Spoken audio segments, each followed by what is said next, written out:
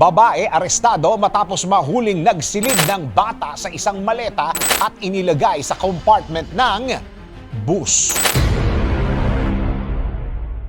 Kadalasan ay alagang-alaga at mahigpit na binabantayan ang mga bata para maiwas sa kapahamakan. Pero ibahin nyo ang kaso na ito sa New Zealand dahil isang bata ang isinilid sa isang maleta at inilagay pa sa mainit na compartment ng bus.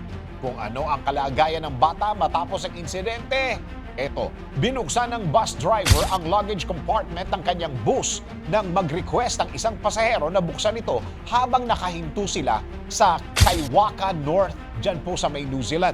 Dito napansin ng driver ang isa sa mga kargang bagahe ng bus gumagalaw. Inobserbahan muna ng driver ang maleta bago tuluyang binuksan at doon nadiskubre ang isang 2 taong gulang na batang babae. Dahil sa pagkabahala ay agad na humingi ng tulong ang driver sa mga otoridad at nang dumating ang New Zealand Police ay napagalaman na ligtas ang bata ngunit mainit ang katawan nito.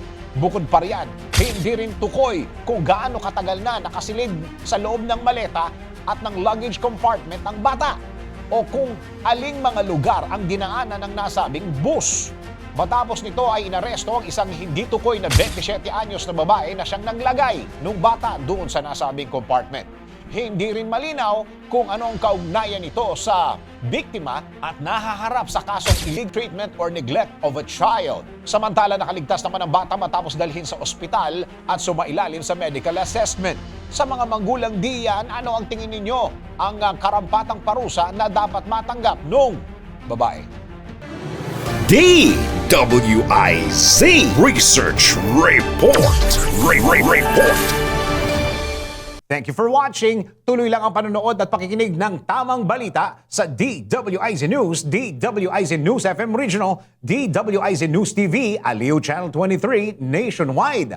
Mag-follow, like, subscribe at i-share ang aming mga social media accounts.